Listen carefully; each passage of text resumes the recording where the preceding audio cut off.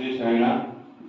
भगवान बाबा के कमल रूपी चरणों में कोटि कोटि प्रणाम और यहाँ पर उपस्थित सभी हमारे साईं भक्तों को सप्रेम साईं। और जैसा कि आप सभी जानते हैं कि हमें इस पथ पे लाने वाले, चलाने वाले, सिखाने वाले, इस राह को बताने वाले हमारे श्री पूज्य श्री जोशी जी का बहुत बहुत धन्यवाद कि अब तो हम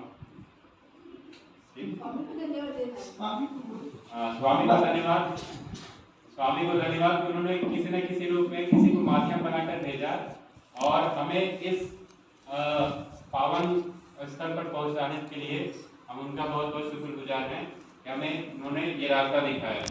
और इसी रास्ते के जरिए भगवान श्री सत्य साईं बाबा जिन्होंने पुट्टपर्ती में अवतार इसीलिए लिया कि बाकी मेरे युगों में अलग अलग अवतार हुए, उस समय शत्रु सामने थे, उनको वार करके उनका वध करके समाप्त करना था। अभी हमारे बीच में क्या है, शत्रु षड रिपुओं में काम, क्रोध, लोभ, मोह, ईर्ष्या, घृणा। अब इनका कैसे हम खत्म करें, तो हमारे भीतर है, तो इसके लिए हमें क्या करना पड़ेगा, अपने अंदर की अच्छाइयों को बढ़ाना पड़ेगा।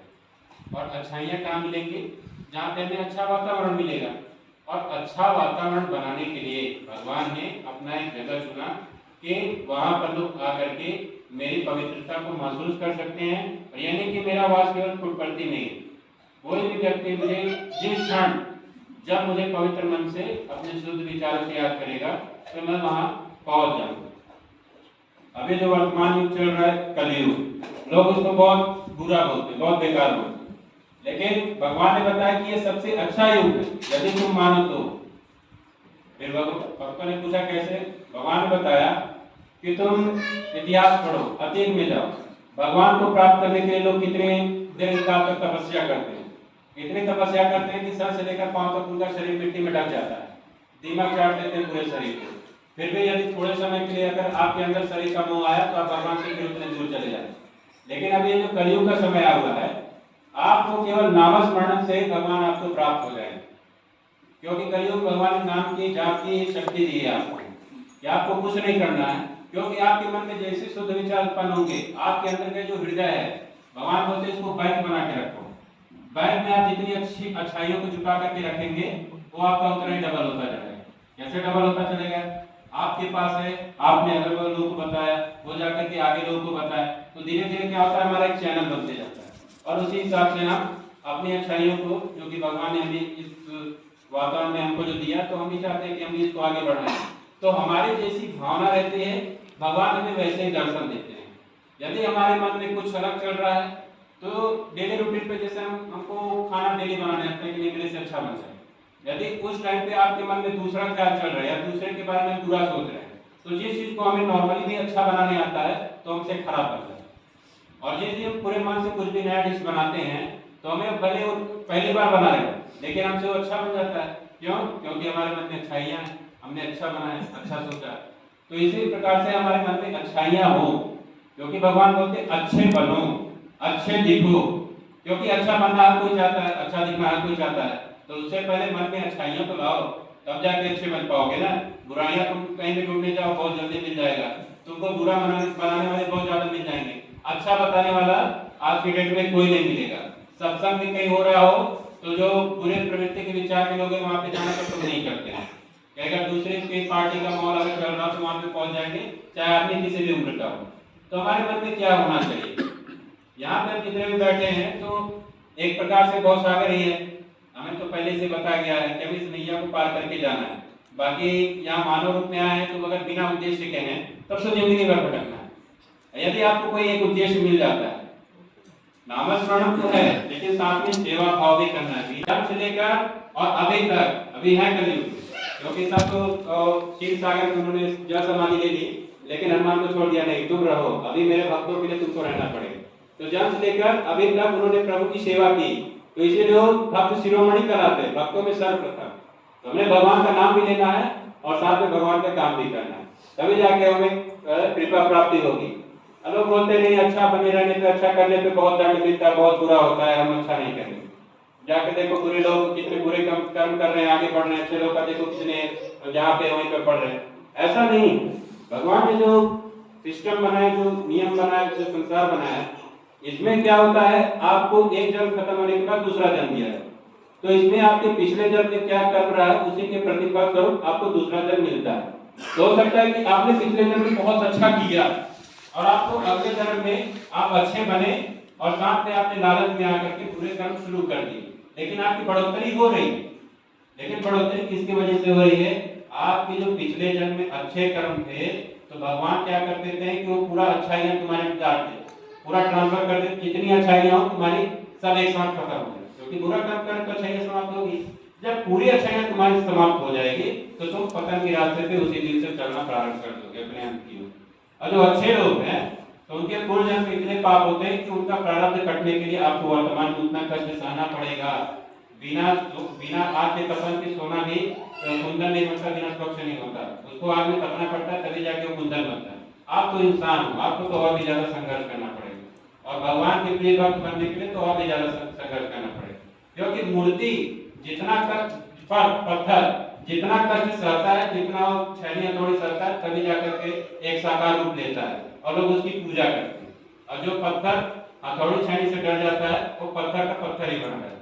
एक पत्थर है तो पूजा जाएगा, माला चढ़ा जाएगा, दूध चढ़ा जाएगा, और दूसरा पत्थर है तो उस पर नारियल फोड़े जाएंगे। तो ये होती है हम कि कितना अपने आप को घिस घिस कर अपने लिए अच्छे कर्म करके कितना अच्छा बना सकते हैं। उदाहरण के माध्यम से जानेंगे कि हमारी अंदर की भावना कैसी होनी चाहिए, तब जाके हमें अच्छा प्रतिफल मिले, हमारी मंशा कैसी होनी चाहिए। तो क्या होता है कि एक गांव होता है तो उसमें कई भ्रांतियां लोग फैला के रखते हैं कि नहीं आधी रात में जब शमशान से मत जाओ, वहां पे भूत रहता है। तो एक दिन कोई नया आदमी उस गांव में प्रवेश करता है, उसको उसी रास्ते से होकर के दूसरे गांव में अपने रिश्तेदार के घर में जाना है। तो उसे पता नहीं था कि यहाँ के लोग की क्या मान्यता है, लोगों को क्या बताते हैं। तो जैसे वो घुसा तो किसी से वो पता मांग लिया कि फलाना गांव कहाँ है, इसका रास्ता कहाँ से मिलेगा। उन्होंने बता दिया कि ये रास्ता पकड़ के निकल लीजिए। शाम का समय था ही, रास्ता लंबी थी, तो उन्होंने ये करके बता दिया कि रास्ते में एक शमशान पड़ेगा और वहाँ बुरी आत्माओं का वास है, तो उनसे कृपया बच के रहना और जल्दी निकलना। अब उसके मन में डर कुछ नहीं था गांव के बारे में, लेकिन जैसे उस इंसान ने उसको बताया उसके मन में डर पनप गया उसके लिए कि नहीं यहाँ पे तो कुछ है, नहीं तो उससे पहले वो नहीं डरा। तो फिर क्या हुआ, उसको तो डर सताने लगा, उसको डर लगने लगा कि अब क्या करें वहां से।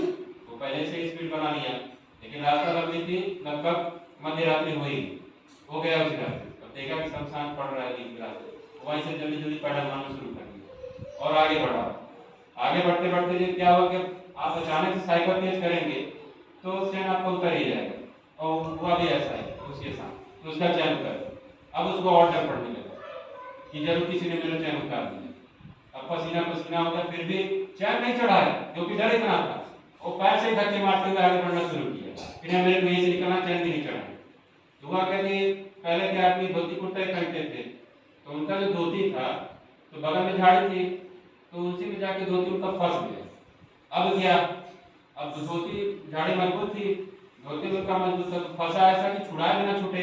अब इतनी हिम्मत नहीं थी कि वो पीछे मुड़ के देख ले कि कौन है, किसने पकड़ा या कहाँ फंसा है। उनको तो बस आगे देखकर भागना था, नहीं हमको भी भागना। अब वो खींचते खींचते परेशान, नहीं अब लगा कि मुझे तो पकड़ ही लिया। अब इतने डर में सदमा हो गए कि वो अचानक समय पे बेहोश हो गए। अब इतना डर था उनके। तो फिर क्या हुआ कि सुबह जब गांव वाले अपना मवेशी लेकर निकलते हैं घर से बाहर चराने के लिए जंगल में, तो उसी रास्ते से होकर जाते हैं, दिन में उतना डर नहीं रहता सूर्य के उजाले में। तो गए तो देखे कि एक आदमी साइकिल के साथ बगल में बेहोश पड़ा हुआ, देखें भाई क्या हुआ, कैसे हुआ। तो गए उनके पास, तो क्या होता है जब घर से चरवा निकलता तो अपने साथ गुड़ और पानी का बोतल लेके जाते हैं, क्योंकि लंबा समय लग जाता है वापसी में। तो वही पानी वानी उनको पिलाए, फिर उनको होश मिलाया, बोले भैया क्या हुआ तुम्हारे साथ, तो पूरा वृत्तांत बताया वो जो रात में घटना घटी। तो बोले भैया एक बार देख लो आपकी धोती कहाँ फंसी। तो देखे तो झाड़ी में फंसी हुई थी। तो ये होता है हमारे मन का डर, जब कितना बड़ा उसको बना लेते हैं जबकि होता कुछ नहीं। हम मन में कितनी भावनाएं लाते हैं, उसी हिसाब से हम अपना प्रतिक्रिया करते हैं, उसी को मान लेते हैं। और दूसरे माध्यम से जानेंगे कि सुकरात क्या होता है। अपने गांव में जब थे वो अपने घर में, तो आधी रात को ही उनके यहाँ भिक्षुक आ गए। तो आए उनके पास, साधु संतों को बहुत मानते भी थे, उनकी दिल से सेवा भी करते थे। तो आए उनके पास कि सुकरात जी ऐसा है हमारा अन्यत्र कहीं खाने के लिए कोई उचित व्यवस्था नहीं हो पाई है, तो कृपया करके आप हमारे रात्रि भोजन का और शयन का व्यवस्था कर दीजिए। तो वो दयालु और सेवा शुश्रूषा वाली भावना की व्यक्ति थे, तो उन्होंने बोला ठीक है, मैं आपके लिए सभी व्यवस्था कर दूंगा।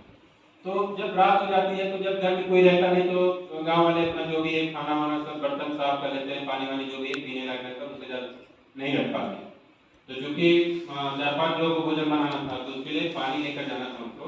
तो पहले के घर में ये हैंडपंप नहीं होता था, बोरवेल नहीं होता था, पहले कुआं से भरते थे। तो वहाँ पंचायत द्वारा जो कुआं सामूहिक रूप से बनाया जाता था, तो दूर पड़ता था। बोले ठीक है, आप यहाँ पे विश्राम कीजिए, हम आपके लिए पानी लेकर आए। वो बाल्टी लेकर गए, तो वहाँ भी पुरानी मान्यता से कुआं से लेकर, तो गाँव वाले बोले कि सुधा जी कहाँ चले गए? कहने अभी साधु संत आए, मुझे उनके लिए अभी खाने का बंदोबस्त करना है, तो मुझे अभी पानी लेना। तो क्या बात कर रहे हैं, जाएंगे आप आधी रात को? पता नहीं वहाँ पे काली राक्षसी रहती है आपको, और वहाँ पे बहुत लोगों ने देखा है। तो बोला भूत हो पिशाच हो, आपको इससे कोई मतलब नहीं, मुझे अभी साधुओं की सेवा करनी है तो करनी है। भगवान का ही आदेश है कि नहीं, तुम्हारे घर में कुछ आए हैं और तुमको उनकी सेवा करनी पड़ेगी। तो वो किसी की बात माने नहीं, चले गए बल्टी लेकर। तो वहाँ पे कुआं पहुंचे, रस्सी से बांधा, नीचे बाल्टी डाले, पानी भरे, खींचना शुरू किए। तो जो मान्यता थी वास्तव में थी, वहाँ पे किसी बुरा साया था। तो उसी पार्टी के साथ वो बाहर निकली, बड़ा सा रूप धारण करते हुए, और डराने आवाजों बोली, तुमको पता नहीं है आधी रात को यहाँ आना मना, तुम मेरे सामने आ गए, मरने के लिए यहाँ पे चले आए। तो सुकरात जी इतने भक्ति भावना से उपलब्ध वाले व्यक्ति थे, वो इतना मानते, उनको पता था कि कण कण में भगवान है। तो दोनों हाथों से जोड़ करके उनके सामने माथा टेक करके बोलते हैं कि हे प्रभु, अच्छा हुआ कि आपने मुझे मध्य रात्रि में दर्शन दे दिया, मेरा तो जीवन सफल है, कम से कम किसी रूप में तो दर्शन दिए, मेरा तो जीवन ही धन्य हो गया। तो यही बात भगवान अपने जो भी इस तरह वो सुन रहे थे, देख रहे थे कि मेरा भक्त किस भावना से मेरे को पुकार रहा है, और तो मुझे भूत पे भी मानना है। तो उनके स्वर में इतना करुण था, इतना प्रेम था कि भगवान दौड़े चले आए और उस राक्षसी के अंदर उन्होंने सुकरात जी को दर्शन दिया। तो हमारी भावना जैसी रहे, हम वैसे प्रभु की मूर्त देख पाएंगे। भय से ही भूत होता है, और हमारे अंदर अगर जैसी भावना रहेगी तो भगवान को कहीं भी प्राप्त करेंगे। Any by X Y Z कोई भी एरिया आप अब जहाँ पे रहेंगे, वहाँ पे भगवान आपको दर्शन देंगे। ओम श्री साईं। और कल का समिति का कार्यक्रम हमारे रतन जी आकर के उसके बारे में विवरण। कल तो भजन कल का भजन CWS जैन शिरडी साईं मंदिर में 7:30 से भजन रहेगा शुक्रवार। ओम श्री